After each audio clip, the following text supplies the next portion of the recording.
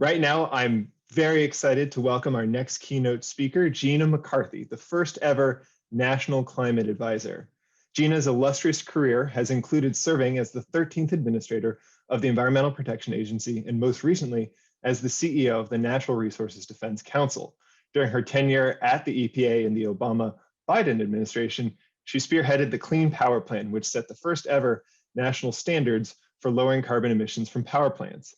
And in her new role as the National Climate Advisor, Gina serves as the Chief Advisor to President Biden on domestic climate change matters and leads the similarly titled White House Office of Domestic Climate Policy. So thank you so much for joining us today, Gina. We really appreciate it. Jason, I'm excited to be here to speak with your forum and all the great participants. So thanks for inviting me. Absolutely. So you are just about 2 and change weeks into your tenure as the first ever National Climate Advisor. Can you tell us a little bit more about that job, since it is a brand new role? Well, when you say it's only been a few weeks, it's hard for me to believe that, but it's true because it seems like we've been running very fast. And part of that is because President Biden and Vice President Harris had terrific aspirations for what we can do with this country. And addressing climate change was part of it. You know, they came on board with a bunch of crises, including COVID-19, which I think we all know. We now have a national plan and we're running fast to address that. As a result, we had this terrible economic crisis that followed. And then we have the challenge of the systemic racism in the communities that have been left behind. And those issues are now all intertwined with what do we do with one of the biggest challenges, certainly of any generation, which is the climate crisis. And so the challenge that we faced coming in was we wanted to go fast and we wanted to base it on the strongest plan we could because we know that time is precious here.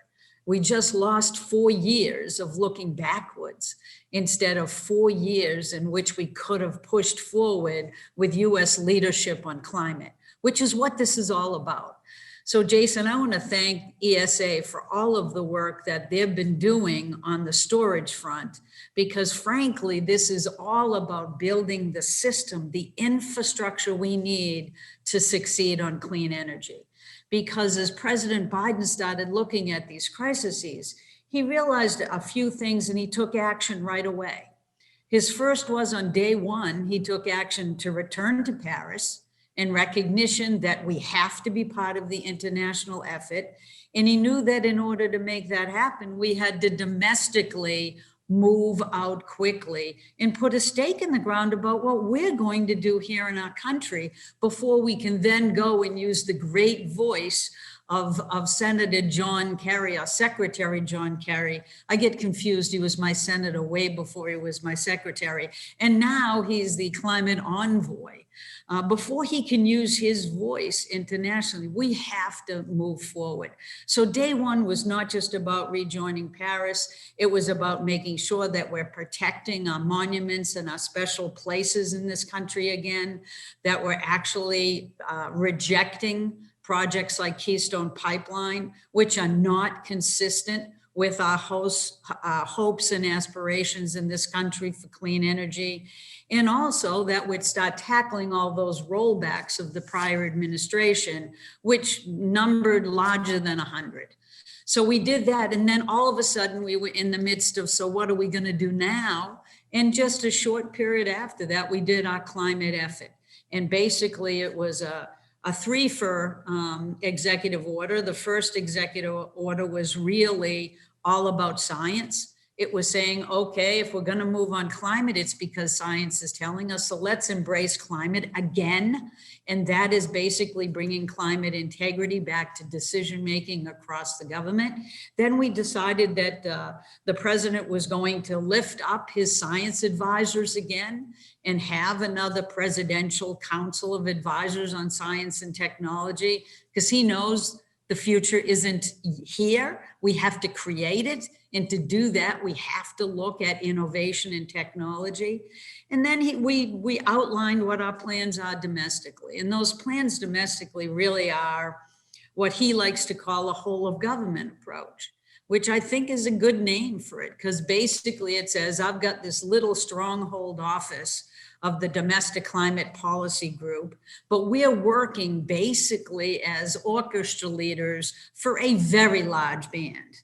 And so that's going to include actions and policies and program reviews and ways of looking at the purchasing power of the federal government to actually invest in the future we want. It's going to bring to life President Biden's plan to actually build this country back better. It is not just going to reverse what we don't like.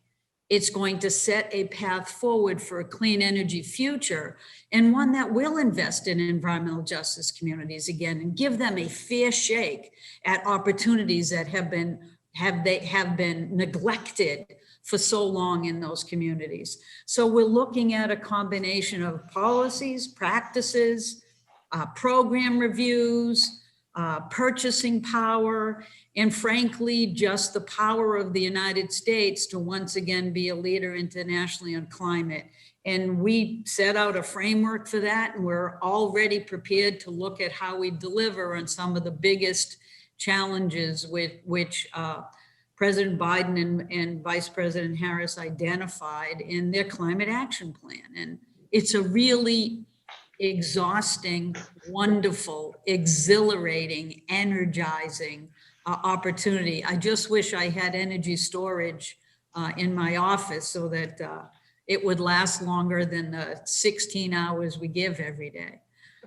You know, we're working on that, making sure you guys can go 24 hours on the charge. But, you know, you and President Biden have both been talking, as you said, about this climate crisis as presenting an opportunity, right? And building back better. So can you elaborate a little bit more on that and how you see, I mean, you started mentioning a little bit of how you see the federal government might be helping to realize that opportunity. Yeah, I think that if you look at the President Biden's climate plan, you will see that he put some pretty ambitious goals in there. And two of them in particular, which is to get to clean power by 2035, which ought to be, you know, an opportunity for us to talk about how energy storage becomes a vital component in infrastructure moving forward, which we know it has to be to meet that goal. But also he was looking at net zero by 2050. And we also are moving out in front on clean cars as well. So a lot of things happened right out of the gate to basically capture the promises already made and to make sure we ran out of the gate running.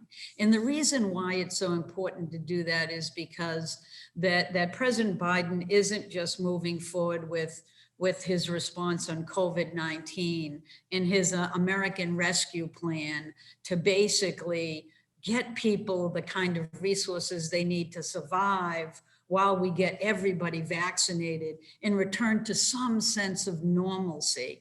But the important thing is that we've been losing millions of jobs. People cannot put food on their table. We have to go beyond the rescue plan and actually think about what is that future we want to build again. And so when you start from scratch, where you need to drive millions of jobs into the economy to get the United States on a more stable economic footing, you ought to be thinking about where you want to go, not where we used to be. So the whole thing is, let's not recreate our fossil fuel-based economy that we know is creating the climate crisis before us. Let's start investing in clean energy. This is the opportunity of our lifetime to basically restart and do that by building the kind of jobs that we want to have, by making sure that they're good paying union jobs.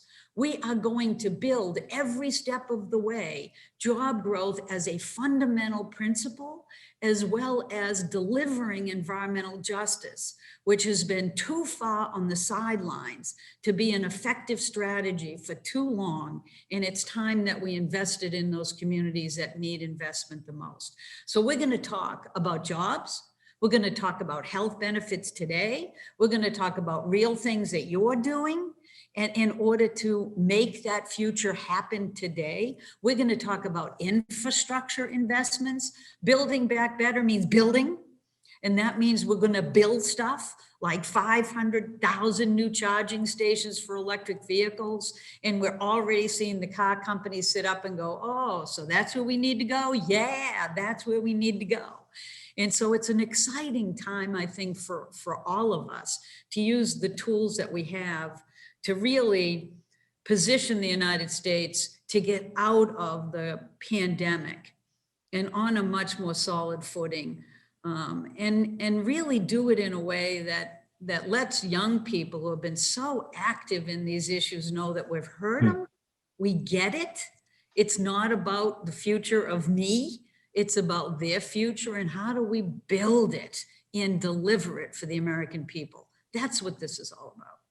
Got it. Yeah. Well, I mean, certainly the energy storage industry and ESA see immense opportunity in this as well. And, my thesis here is that we are entering the charging 20s, right? Where the role of energy storage is actually going to be increasingly central to decarbonization and perhaps has a role to play in environmental justice. How do you understand the role of storage technologies in decarbonization, environmental justice in your work? What is getting you most excited about storage? Well, I think that I'm excited about it because I think the technology is there. There's a lot that we can already do. I think the trick is to both continue with innovation, and this probably goes across the board for all clean energy that we're working on, is we already have so much we can deploy. And that's what I think storage needs, is a real deployment strategy.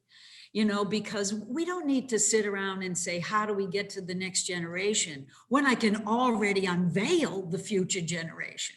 And so the challenge that we face, I think, is that when people say, renewable energy, they think, oh, the wind doesn't blow all the time, the sun. I mean, how many times have we heard these things? We have to explain to the general public that we have answers to this. We have storage capacity that makes sure that when we generate energy, we can hold it and release it at the times when we need it. It has to be built in with the same kind of thought process and framework that we do for energy generation. We think a lot about building the grid systems and how to make them work. We now have to recognize that storage needs to be a central component of that strategic thinking. We can deploy it now. And there are strategies that we can bring to the table in a Build Back Better platform that bring us an ability to grow energy storage in the way that it becomes a much more central component rather than part of a hybrid direct system. We need storage, grid storage, in a way that is profoundly more energized than it has been before. Yeah, well, I mean, you're obviously preaching to the choir a little bit on there.